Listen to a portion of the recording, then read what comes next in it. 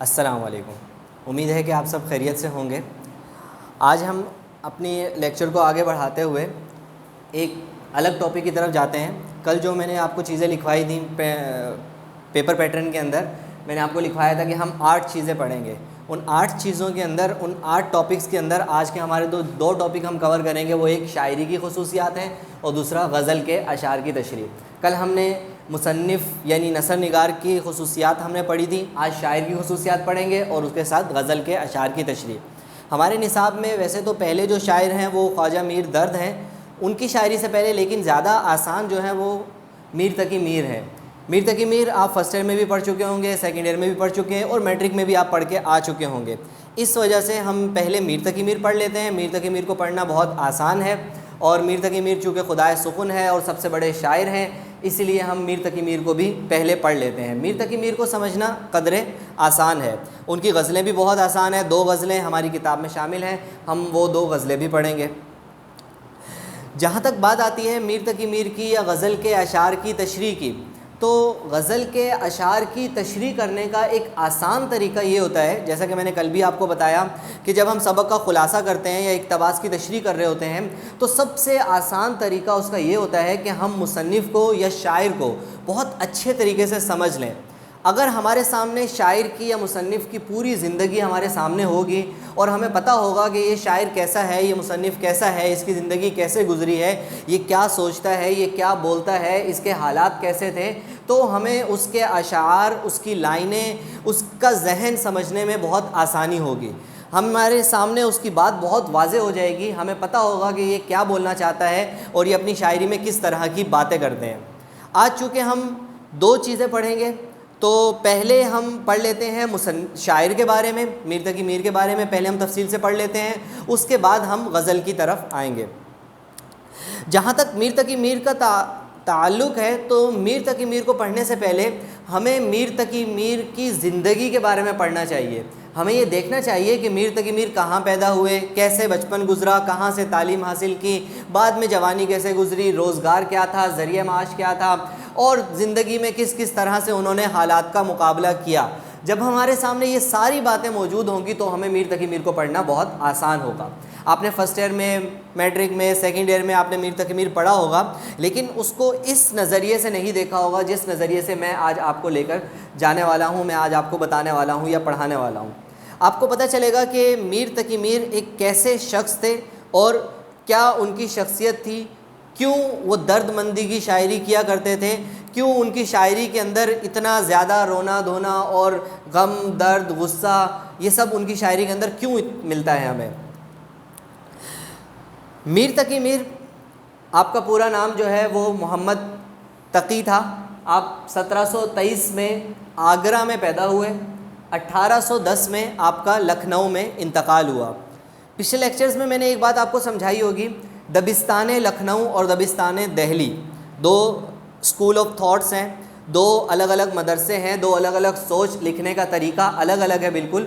تو اس دبستان کو ہم تھوڑا سا ریوائز کر لیتے ہیں میر تقی میر کو سمجھنے سے پہلے، کیونکہ دبستان دہلی کے میر تقی میر سب سے بڑے شاعر ہیں۔ سب سے بڑے شاعر ہونے کے ساتھ ساتھ یہ دبستان دہلی کے نمائندہ شاعر ہیں، یعنی ان کو دیکھ کے ہمیں پتہ چلتا ہے کہ دبستان دہلی کیا ہے، ان کو پڑھ کے ہمیں پتہ چلتا ہے کہ دبستان دہلی کا لہجہ کیسا ہے، ان کا انداز کیسا ہے۔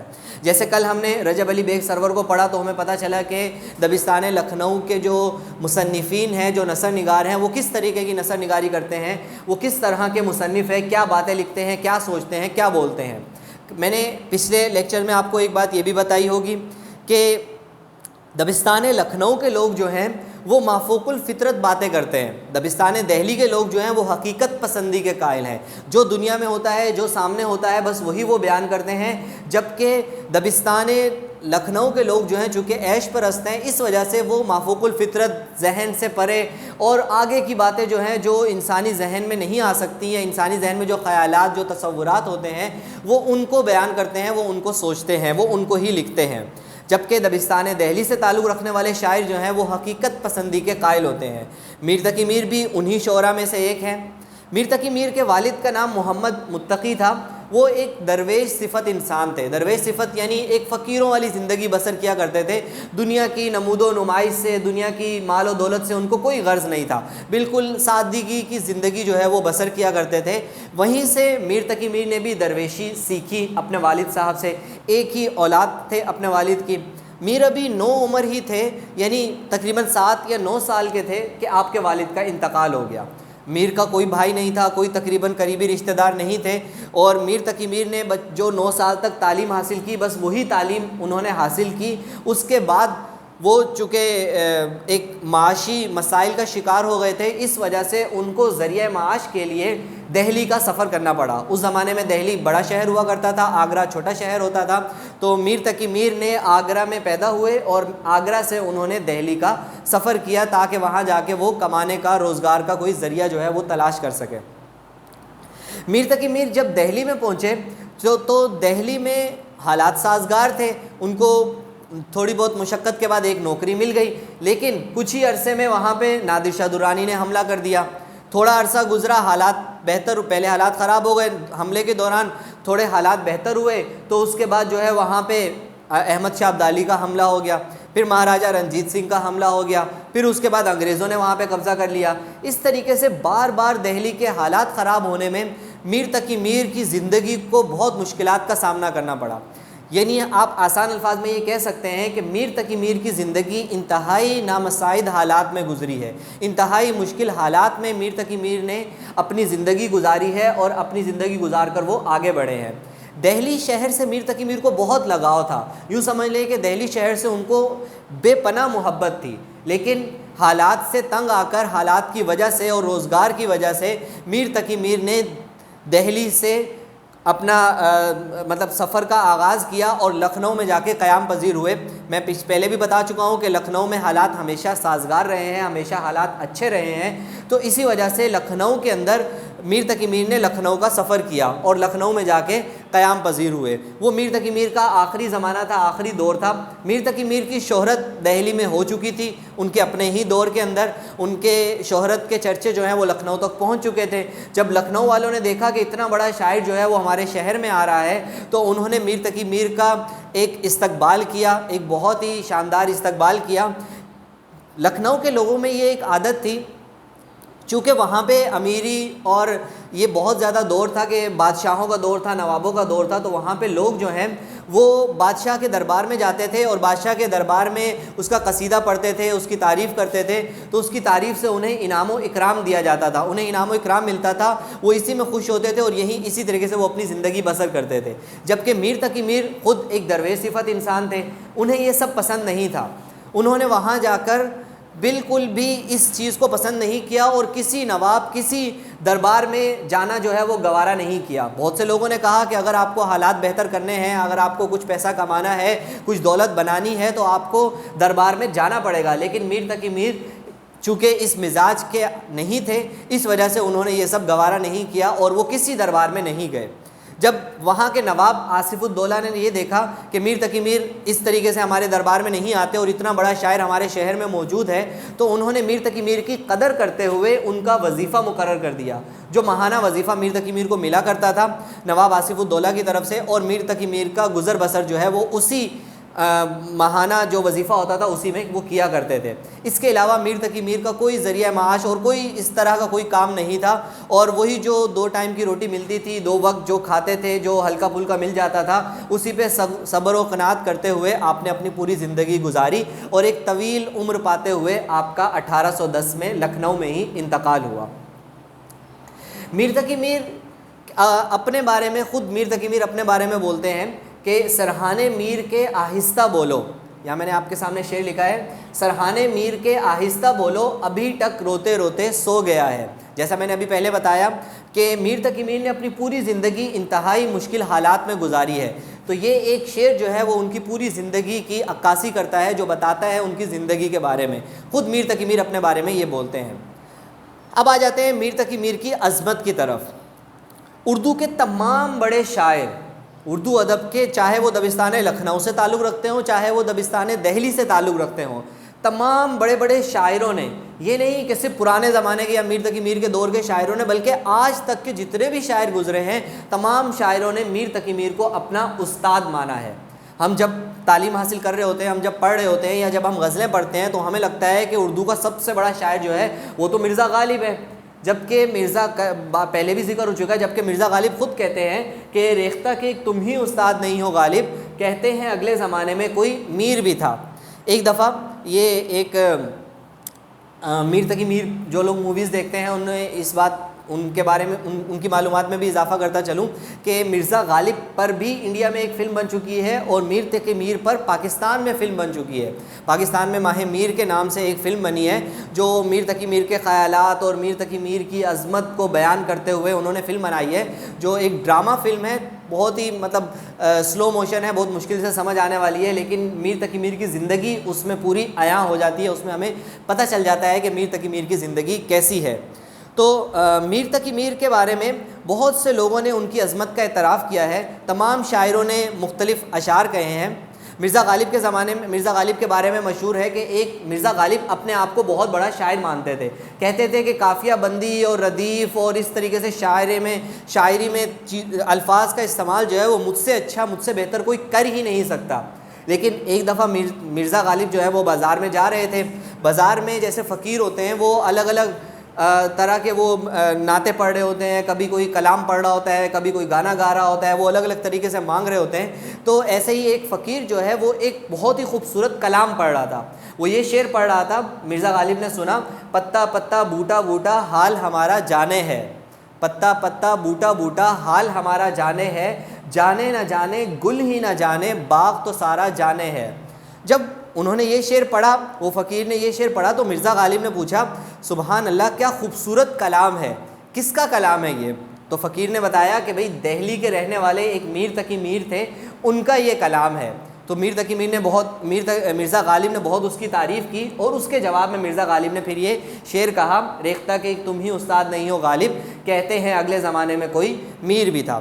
اردو کا سب سے بڑا شاعر جسے آفاقی شاعر بھی مانا جاتا ہے مرزا غالب، ایک اور جگہ پر اپنے اس میر تقی میر کی عظمت کا اعتراف کرتے ہوئے کہتے ہیں، غالب اپنا یہ عقیدہ ہے بقول ناسخ۔ ناسخ جو ہیں وہ دبستان لکھنؤ کے ایک بڑے شاعر ہیں، وہ ناسخ کہتے ہیں، غالب کہتے ہیں کہ میں بھی ناسخ کے جو عقیدہ ہے اس پر میں بھی قائم ہوں کہ ناسخ کا یہ عقیدہ ہے، آپ بے بہرہ ہے جو معتقد میر نہیں، آپ یعنی اسے کچھ نہیں آتا جو میر کی عظمت کا اعتراف نہیں کرتا، جو میر کو کچھ نہیں مانتا اسے خود کچھ نہیں آتا۔ اسی طریقے سے مرزا غالب کے زمانے کے ہی ایک بہت بڑے شاعر ہیں بہادر شاہ ظفر، جو اس آخری مغل بادشاہ تھے، ان کے استاد شیخ ابراہیم ذوق ایک بہت بڑے شاعر ہیں، وہ میر تقی میر کے بارے میں کہتے ہیں، نہ ہوا پر نہ ہوا میر کا انداز بیان نصیب، نہ ہوا پر نہ ہوا میر کا انداز نصیب، ذوق یاروں نے بہت زور غزل میں مارا۔ یعنی یاروں نے، لوگوں نے یا ہم نے بہت زور مارنے کی کوشش کی، بہت کوشش کی کہ ہم میر کا انداز اپنا لیں اور میر کی طرح شاعری کرنا شروع کر دیں، لیکن ہم سے یہ سب نہیں ہو سکا۔ ایسی اس طرح کی اور بہت سی مثالیں آپ کو بہت جگہوں پہ مل جائیں گی کہ میر تقی میر کا اعتراف تمام بڑے بڑے شاعروں نے کیا ہے، چاہے وہ آج کے شاعر ہوں چاہے وہ پرانے زمانے کے شاعر ہوں۔ اب میر تقی میر کی ایسی کیا خصوصیات تھی، میر تقی میر کی ایسی کیا عظمت تھی کہ تمام بڑے بڑے شاعر جو ہیں وہ میر کا اعتراف کر رہے ہیں، جو میر کو اپنا استاد مان رہے ہیں؟ میر کی غزلوں کے اندر، میر کے اندر ایک ایسی کیا چیز تھی، میر کے اشعار کے اندر، الفاظوں کے اندر ایسا کیا حسن تھا، ایسا کیا جادو تھا کہ تمام لوگ جو ہیں وہ اس کو اپنا استاد ماننے کو تیار ہیں اور تمام اس کو اپنا استاد مانتے ہیں۔ اور آج بھی اردو کا سب سے بڑا شاعر جو ہے وہ میر تقی میر کو مانا جاتا ہے۔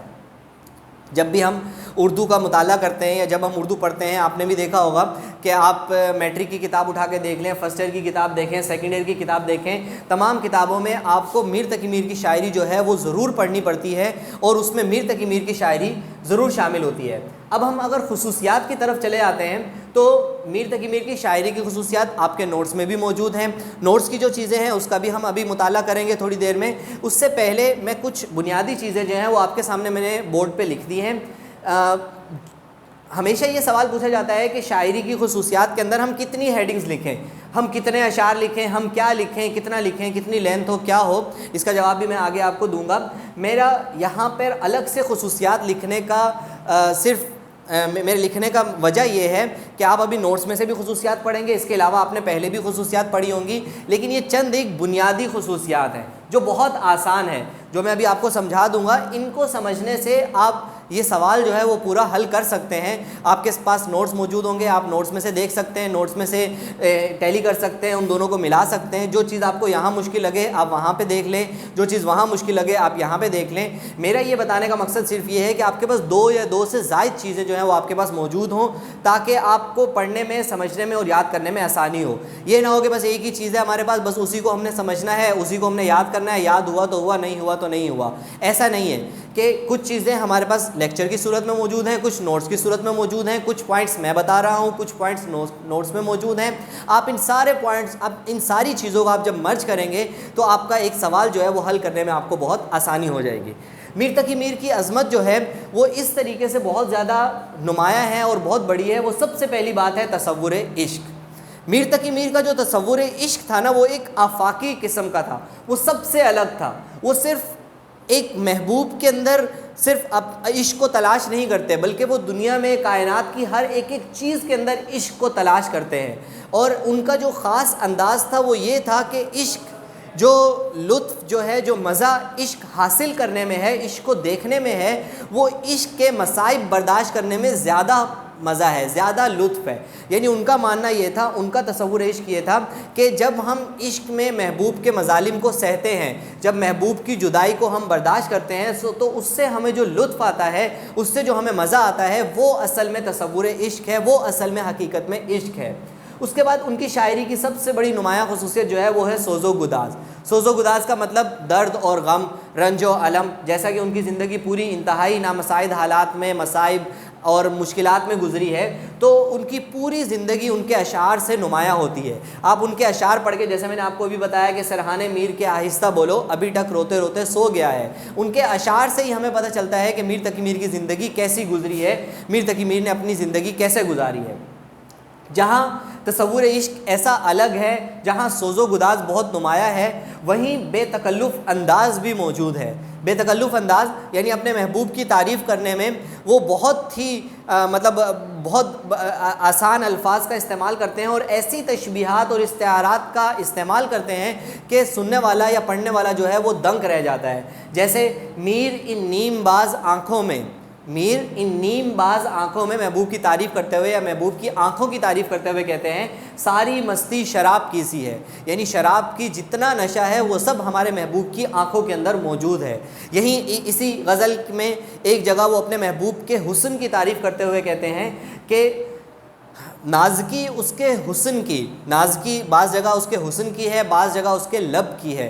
نازکی اس کے لب کی کیا کہیے، پنکھڑی ایک گلاب کی سی ہے. یعنی گلاب کی پنکھڑی یا جو روز پیٹل ہوتا ہے اس کی طرح بالکل ہمارا محبوب جو ہے، اس کے لب جو ہیں یا اس کا حسن جو ہے وہ بالکل گلاب کی پنکھڑی کی طرح نازک ہے. پھر اگلی خصوصیت ہے ہماری درد مندی. درد مندی یعنی وہی سوز و گداز اور درد، رنج و الم، یہ سب میر کی شاعری کے اندر بہت زیادہ موجود ہے. پھر پانچویں نمبر پہ ہمارے پاس چیز آ جاتی ہے، وہ ہے اردو کے سعدی.